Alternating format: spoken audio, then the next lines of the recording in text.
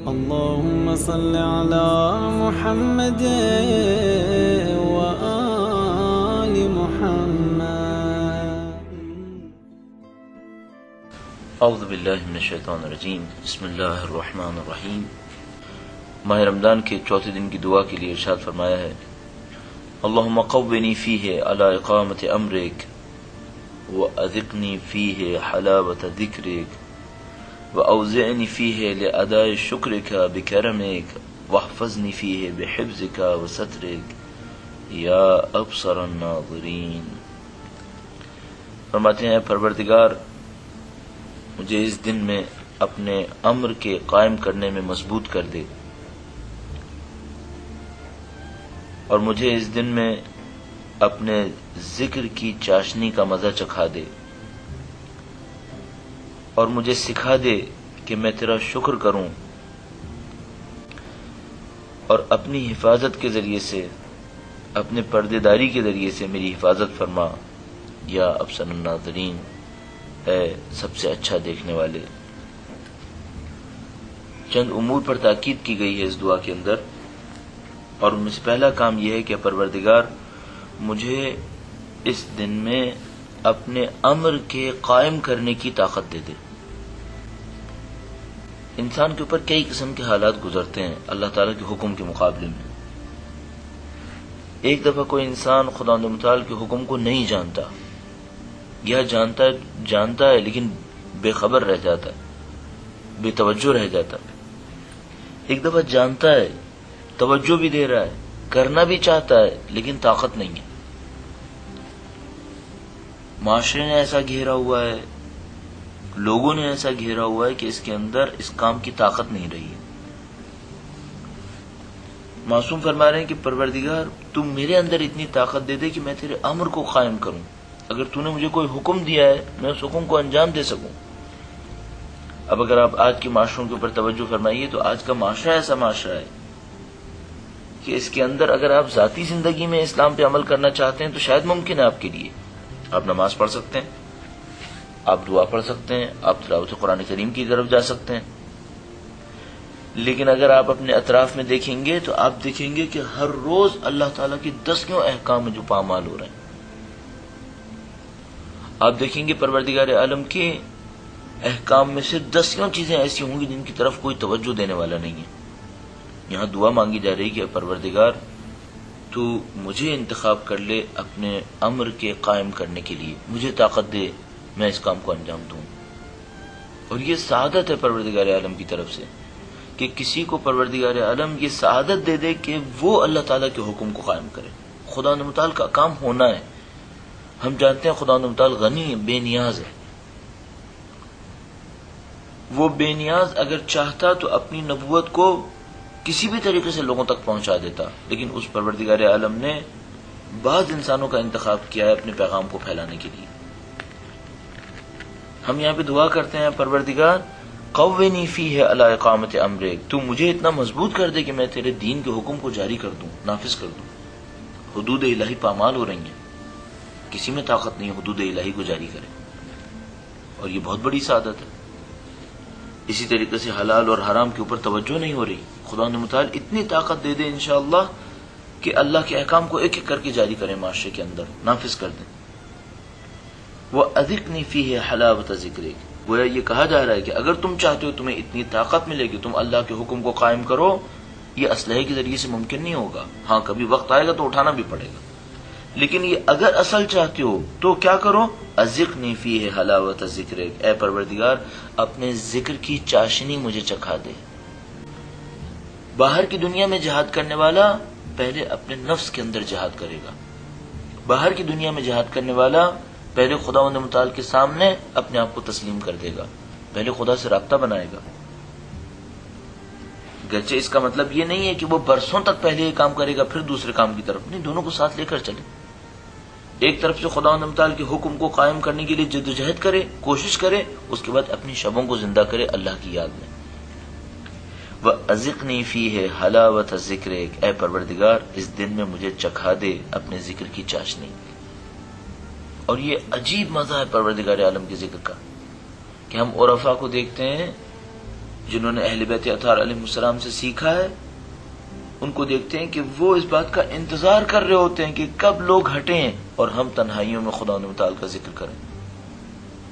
مشتاق ہیں، بےتاب ہیں، تڑپ رہے ہیں اس معاملے کے اندر کہ خدا متعال کی بارگاہ میں پہنچیں. ایک دن عبادت نہ کر پائیں ان کو یوں احساس ہوگا جیسے ان کا وجود ختم ہو گیا. ہم شاید ایسے نہ ہوں لیکن کم از کم کیا کریں، اپنی طور پر کچھ نہ کچھ کام ایسے انجام دیں جس میں تنہائی میں خدا متعال کو یاد کر پائیں. آپ کو موقع مل رہا ہو کہ آپ تنہائی میں کچھ دیر بیٹھ جائیں، خدا متعال کی بارگاہ میں اس کو یاد کریں. اور میں معمولاً عرض کیا کرتا ہوں اپنی زندگی میں سے کچھ وقت نکالیے، ایک سجدہ اپنے روزانہ کے اوقات میں ایک سجدہ طولانی سجدہ کیجیے. اب طولانی سجدہ میں اور آپ تو طولانی سجدہ کیا کر پائیں گے، کم از کم 5 منٹ کا ایک سجدہ کیجیے. 5 منٹ تک سر سجدے میں رکھیے، خدا متعال کے حضور رہیے، اپنی توجہات کو خدا کی طرف رکھیے، اس سے مانگیے. جو آپ کہنا چاہتے ہیں کہیے، جو اعتراف کرنا چاہتے ہیں اعتراف کریں. آپ کی پریشانیاں ہیں، آپ کی مشکلات ہیں، کون حل کرنے والا ہے، کون دینے والا ہے، کون نجات دلانے والا ہے؟ صرف خدا متعال. فرماتا ہے وَمَن يَتَوَكَّلْ عَلَى اللَّهِ فَهُوَ حَسْبُهُ، جو خدا پہ توکل کرے گا خدا اس کے لیے کافی ہے. کہیں پہ ارشاد فرماتا ہے جو اللہ کا تقوی اختیار کرے گا ایسی جگہ سے رزق دے گا جہاں کا وہ سوچ بھی نہیں سکے گا. یہ سب کیسے ہوگا؟ جب مجھے اور آپ کو ذکر کا مزہ آئے گا. اس دعا کے اندر وہی مانگا گیا ہے وَأَذِقْنِي فِيهِ حَلَاوَةَ ذِكْرِكَ، اے پروردگار اپنے ذکر کی چاشنی مجھے چکھا دے. کسی نے مثال کے طور پر کسی پھل کا مزہ ہی نہ چکھا ہو، اسے کیا پتا یہ پھل کیا ہے. کسی نے مٹھائی کھائی ہی نہ ہو، اسے کیا پتا اس مٹھائی میں شیرینی کیا ہے. ایک دفعہ چکھے تو صحیح. یہ خدا سے مانگ رہے ہیں خدا مجھے چکھا دے تاکہ میں مشتاق ہو جاؤں. وَأَوْزِعْنِي فِيهِ لِأَدَاءِ شُكْرِكَ بِكَرَمِكَ، اور پروردگار مجھے سکھا دے، مجھے الہام کر دے اس دن میں اپنے شکر کا ادا کرنا. اپنے کرم کے ذریعے پروردگار یہ کام مجھ پر کر دے. یہ خدا متعال کا لطف و کرم ہے کہ کوئی خدا کا شکر بجا لائے. کیوں؟ جتنا شکر بجا لائے گا اس کی نعمتیں بڑھیں گی. اگر کوئی چاہتا ہے نعمتوں کو بڑھائے، ان شکرتم لازیدنکم ولئن کفرتم ان عذابی لشدید، اگر شکر بجا لاؤ گے یقیناً میں نعمتیں بڑھا دوں گا. بس اگر کوئی نعمتوں کو بڑھانا چاہتا ہے اسے چاہیے شکر بجا لائے. اب اس دعا کے اندر کیا مانگا جا رہا ہے؟ خدایا نعمتیں خود بخود بڑھ جائیں گی اگر میں شکر بجا لاؤں گا. تجھے تیرے کرم کا واسطہ مجھے سکھا دے میں تیرا شکر بجا لاؤں. میں کفران نعمت کرنے والوں میں سے نہ بنوں، میں شکر بجا لانے والوں میں سے بن جاؤں. میری زندگی ایسی ہو تیرا شاکر بندہ بن جاؤں. شاکر بندہ بننے کے لیے کیا کریں؟ سب سے پہلے تو خدا متعال سے شکوے شکایات بند کریں. شکر بجا لانے کا پہلا مرحلہ یہ ہے ان نعمتوں کا اعتراف کریں جو آپ کے اطراف میں موجود ہیں، جو خالق متعال نے آپ کو نواز دی. اس موقع پر ایک اچھے تصور کے ساتھ اپنی زندگی کو دیکھیے کتنی نعمتیں آپ کو ملی ہیں جو دنیا میں دوسروں کو نہیں ملی. استاد محسن قراتی ایک دفعہ فرمانے لگے، کہنے لگے میں ایک دفعہ بیٹھا اور میں نے خدا متعال کے حضور پہنچ کر یہ سوچنے کی کوشش کی کہ اے خدا تو نے کتنی نعمتیں مجھے ایسی دی ہیں جو مثلا دنیا کے 1 ارب انسانوں کو نہیں دی ہیں، مجھے دی ہیں. کہنے لگے میں کاؤنٹ کرتا رہا، اس کی مقدار بڑھاتا رہا، کتنی نعمتیں ایسی ہیں جو 5 ارب کو نہیں ملی ہیں مجھے ملی ہیں. اس کے بعد کہنے لگے میں آخر میں اس نتیجے پر پہنچا کہ اللہ کی کم از کم 10 نعمتیں ایسی ہیں جو اس نے دنیا میں کسی کو نہیں دی ہیں مجھے مل گئی ہیں. اللہ اکبر. 5 ارب انسانوں کو اسلام کی نعمت نہیں ملی ہے، ہمیں ملی ہے. 6.25 ارب انسانوں کو اہل بیت سے رابطے کی محبت نہیں ملی ہے، ہمیں ملی ہے. خدا نے دی، ہم اس قابل نہیں تھے. اس نے نواز دیا. شکر بجا نہ لاؤں، شکر بجا لاؤں گا نعمتیں بڑھیں گی، کفران نعمت کروں گا نعمتیں چلی جائیں گی. خدا متعال سے دعا کر رہے ہیں اوزعنی فیہ لاداء شکرک بکرمک، خدایا تجھے تیرے لطف و کرم کا واسطہ مجھے سکھا دے کہ میں تیرا شکر بجا لاؤں. واحفظنی فیہ بحفظک وسترک، اے پروردگار اس دن میں تو مجھے محفوظ کر لے اپنی حفاظت سے، اپنے پردے سے. جس کو خدا محفوظ کرنا چاہے اسے کون نقصان پہنچائے گا، اور جسے خدا نقصان پہنچانا چاہے اسے کون بچا سکتا ہے؟ یہ تمام کے تمام کائنات شیشے کے ٹکڑوں سے بھی زیادہ کمزور اور نازک ہے، اگر خدا چاہے کہ اسے توڑ دے. اور ایک شیشہ اس سے کہیں زیادہ مضبوط ہے کہ دنیا میں کوئی اس کو توڑ پائے، اگر خدا چاہے کہ اسے بچا لے. سب کچھ خدا کے پاس ہے. وَاحْفَظْنِي فِيهِ بِحِفْظِكَ وَسَتْرِكَ، اور مجھے محفوظ کر پروردگار اپنی پناہ سے، اپنی حفاظت سے. تو نے مجھے پناہ دے دی، حفاظت دے دی، پھر کون مجھے نقصان پہنچائے گا؟ ہم نہیں سمجھ پاتے. 4 آدمی ہمارے مخالف ہوتے ہیں، ہم سمجھتے ہیں بس اب زندگی ختم ہو گئی. کیوں ختم ہو گئی؟ خدا ساتھ ہے. ہاں اگر میں خدا کو ناراض کرتا رہوں گا پھر میرا ذہن ڈرے گا کہ پتہ نہیں خدا ساتھ ہے یا نہیں ہے. تو کیوں ایسے کام کروں، کیوں غلط کام کروں؟ اگر نفس کے ہاتھوں شکست بھی کھاتا ہوں کبھی، خدا سے استغفار کروں، واپس آنے کی کوشش کروں، اس کی حمایت کو حاصل کر لوں. وہ تو اتنی جلدی پناہ دینے والا، کبھی اس نے کہا کہ نہیں ہو میرے پاس. یا ابصر الناظرین، اے سب سے زیادہ دیکھنے والے. کوئی کتنا ہی کسی کو مانیٹر کرے، کچھ نہ کچھ وقت ایسا آئے گا جب وہ نہیں دیکھ پائے گا. کتنی ہی طاقتیں کار فرما ہو رہی ہوں، کتنے ہی کیمراز لگا دیے جائیں، کبھی انسان آ کے پنہا ہو سکتا ہے، لیکن کیا کبھی خدا سے پنہا ہو سکتا ہے؟ کیا کبھی خدا سے چھپ سکتا ہے؟ جسم تو چھوڑیے، افکار چھپا سکتا ہے خدا سے؟ اپنی نیتیں خدا سے چھپا سکتا ہے؟